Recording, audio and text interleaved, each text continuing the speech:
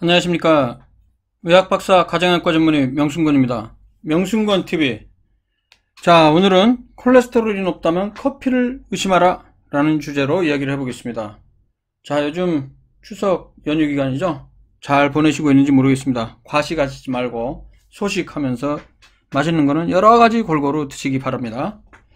자, 콜레스테롤에 대한 얘기, 제가 특히 커피와 콜레스테롤 관계 얘기는 이전 영상에서 다룬 적이 있긴 합니다. 그걸 좀 참조하시고요.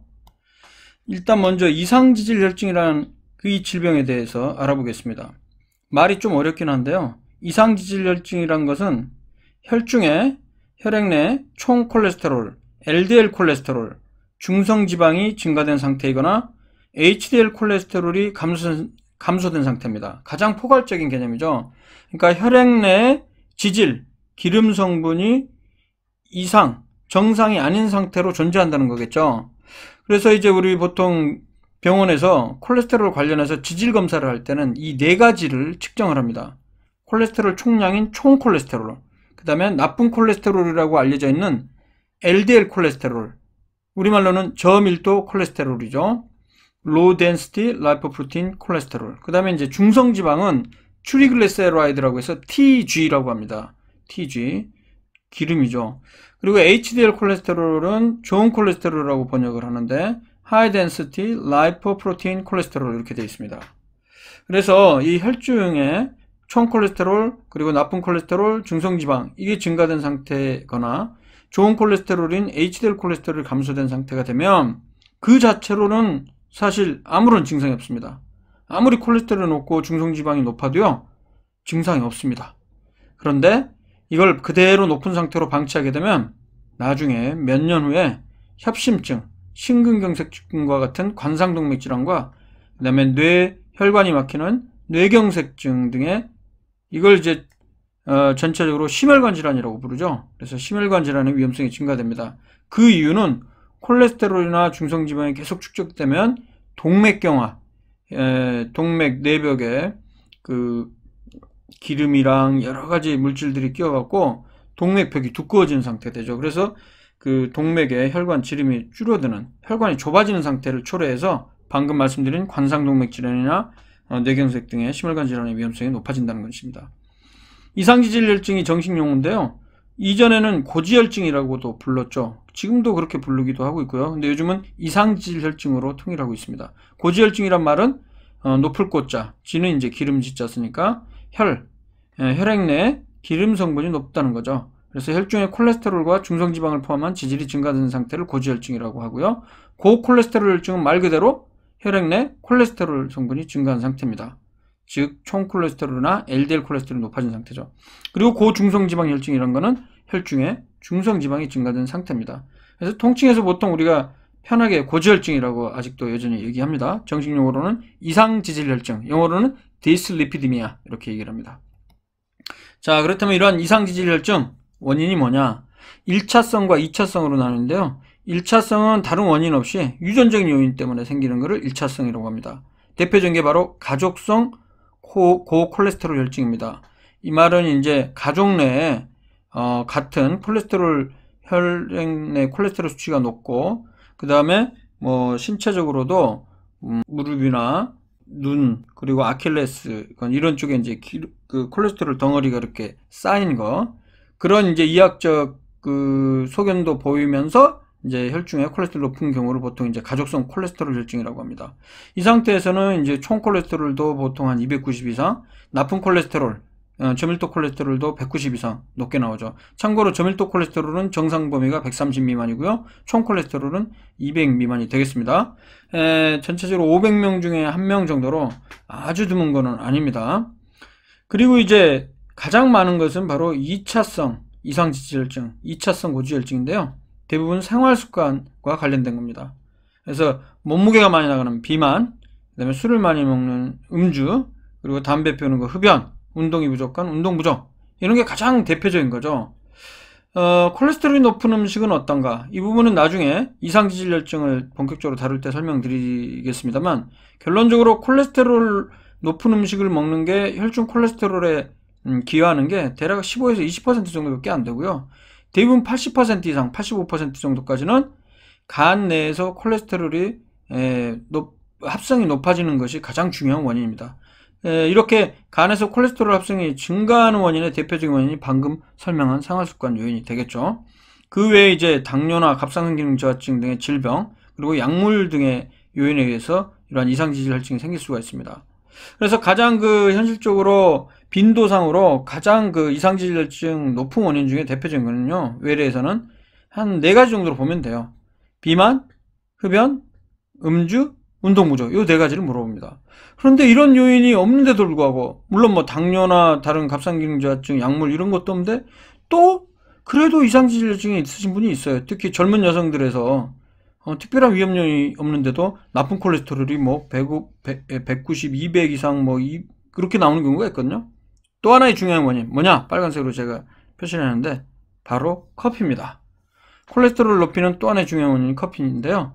2012년도에 유로피안 저널 오브 클리니컬 뉴트리션, 그러니까 유럽 임상 영양 저널 학술지인데요. 여기에 기존에 나왔던 12편의 임상시험을 종합한 메타 분석 결과가 발표됐습니다. 보통 이제 무작위 비교 임상시험이라는 거는 연구 대상자들을 두 그룹으로 나눠서 한쪽 그룹은 뭐 커피를 안 마시게 하거나 하고 한쪽 그룹은 커피를 이제 마시게 해서 지켜본 거죠. 평균적으로 45일 동안 커피를 마셨을 때 마시지 않은 사람과 비교했을 때 나쁜 콜레스테롤인 저밀도 콜레스테롤, 이 LDL 콜레스테롤이 5.4mg/dL 상승했다, 이런 결과가 있습니다. 그리고 그냥 나쁜 콜레스테롤뿐만이 아니라 총 콜레스테롤과 중성지방도 상승했다는 것이죠. 특징적인 것은 거르지 않은 커피, 언필터드 커피와 카페인 커피에서 총 콜레스테롤은 더 상승을 했다는 것입니다. 반대로 이제 필터드 커피 대표적인 게 이제 드립 커피, 원두 커피 얘기하는 건데요.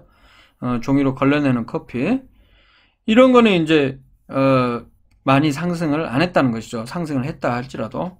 그 원인은 뭐냐? 알고 보니까 커피에 들어있는 물질 중에 대표적인 게 카페스톨이라는 물질이 있습니다. 이게 바로 콜레스테롤을 높인다는 것이죠. 그래서 커피 종류에 따른 카페스톨의 양을 한번 확인해 봤습니다. 문헌에 따라 다 좀 다르긴 하지만요, 대표적으로 저 테이블 1 표에 나와 있는 거는 수년 전에 나왔던 논문에서 나왔던 그 표를 제가 표시한 겁니다.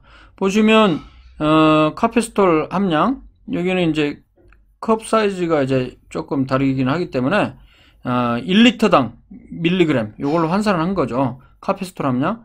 낮은 게 대표적인 거는 이제 드립 필터가 0.12 정도 되고, 뭐 어떤 문헌에서는 좀 높기도 했지만은 인스턴트 커피가 1.9 정도. 그러니까 드립이랑 인스턴트가 좀 낮은 편이고, 끓인 커피, 보일드 커피가 48.3으로 높죠. 터키 커피가 88.7로 굉장히 높은 편이기도 하고, 프렌치 프레스, 이것도 한 20에서 27. 그러니까 프렌치, 터키, 이런 것들은 다 이제 유럽 쪽 커피인데, 주로 원두를 바로 직접 끓이는 거죠. 갈아갖고 끓이는 거죠. 그러니까 걸르지 않고. 그리고 에스프레소 같은 경우는 이제 압착식으로 이제 그 금속망을 통과하는 건데요. 요것도 이제 비교적 높은 편입니다. 16, 17, 40 이렇게 되죠. 그래서 이 커피 종류에 따른 카페스톨 양에서 카페스톨이라는 거는 이제 카올이라는 물질과 함께 대표적인 커피의 기름 성분 커피 오일입니다. 이 기전이 어떻게 되냐면요, 원래 그 담즙 만들어내려면 콜레스테롤을 이용해서 담즙산을 만드는데, 이 카페스톨이라는 성분이 이 담즙산 합성을 억제합니다. 그래서 콜레스테롤을 많이 못 쓰게 하는 거죠, 우리 몸에서. 그러면 상대적으로 절대적으로도 콜레스테롤이 혈중에 높은 상태를 유지하니까 혈중에 콜레스테롤이 높아진다는 거죠. 그래서 커피 종류에 따른 카페스톨량을 정리해 보면요, 전반적으로 유럽 커피들, 그러니까 주로 이제 걸르지 않고 직접 원두를 끓이는 커피, 대표적인 게 터키라든가 아니면 스칸디나비안 커피, 그리고 프렌치 프레스, 이런 게 이제 높고요. 다음에 에스프레소는 고압으로 추출하는 건데 여기에다가 물을 이제 넣는 거, 아메리카노. 뭐 보통 에스프레소 30cc에다가 물은 한 150에서 200cc 넣으면 그게 이제 아메리카노가 되는 거죠. 그러니까 희석식 커피가 되겠습니다. 그리고 이제 인스턴트 커피, 그리고 마지막으로 드립 커피, 필터한 거, 원두 커피. 요 순으로 카페스톨이 줄어들게 되니까요. 결론적으로 말하면 우리나라 사람들이 제일 많이 마시는 게 이제 아메리카노라든가 뭐 카페라떼 그런 것도 먹고, 인스턴트 커피, 드립 커피 이렇게 먹는다면 이 카페스톨의 함량이 높은 커피는 좀 줄이거나 피하는 게 콜레스테롤 높이는 걸 예방할 수 있다는 것이죠. 그래서 에스프레소, 특히 아메리카노나 그리고 이제 카페라떼 이런 것들은 좀 섭취를 줄이는 게 도움이 될 거고요. 드립 커피나 인스턴트 커피는 카페인수 함량이 좀 적은 편이기 때문에 고지혈증, 콜레스테롤 높은 사람에 있어서 그나마 좀 약간 안전하다고 볼 수 있지만, 그럼에도 불구하고 인스턴트는 또 이제 우리나라 같은 경우는 그 프림도 들어가고 설탕도 들어가기 때문에 결론적으로는 콜레스테롤이 높으신 분들은 가능하면 커피를 한번 줄여보는 게 도움이 됩니다. 그래서 마지막으로 커피 얼마나 마셔야 하나? 자, 커피에는 카페인 성분도 들어있고요. 그 다음에 열량이 또 만만치 않습니다. 커피의 종류에 따라서는. 그리고 콜레스테롤 성분 높일 수 있기 때문에 이 세 가지를 고려했을 때는 커피를 무작정 많이 마시는 건 도움이 안 되겠죠.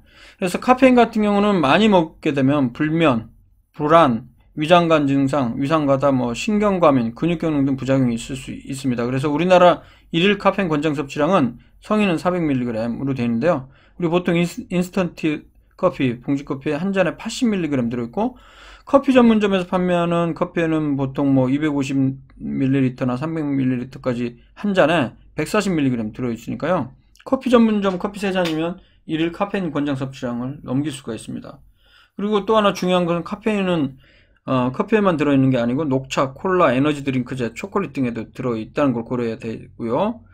그 다음에 커피에 따라서는 아메리카노는 열량이 거의 10cc, 10칼로리, 15칼로리, 몇 칼로리 안 되죠. 큰 문제는 없는데, 하지만 이제 카페 라떼나 카페 모카 다양한 그런 거는 심지어 250, 300칼로리까지도 한 잔에 들어있어서 밥 한 공기에 해당하는 열량이 될 수 있기 때문에 커피 전문점 이런 커피들을 너무 많이 마시는 거는 좀 피하는 게 좋겠습니다.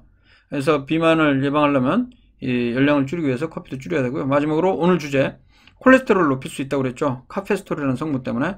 그래서 특별한 이유 없이 콜레스테롤이 높다면 커피를 줄이는 게 좋은데요. 저는 외래에서 볼 때 이제 아예 너무 높은 분들은 일단 끊어보고, 혹은 정 드시고 싶으면 한 잔 정도만 드시고 종류 상관없이, 그리고 한 2주 있다 방문해서 피검사를 하는데요. 그렇게 되면 나쁜 콜레스테롤 정상이 130 미만인데 200 넘어졌던 분들도 2주 안에도 150 혹은 140, 130까지 떨어진 분들도 굉장히 많이 있습니다. 자, 오늘은 커피, 콜레스테롤 관련성에 대해서 말씀드렸습니다. 특별한 이유 없이 콜레스테롤이 많이 높다면 자, 커피를 꼭 줄여보시기 바랍니다. 명순권TV 오늘은 여기까지 하고요. 다음에 또 유익한 내용으로 찾아뵙겠습니다. 감사합니다.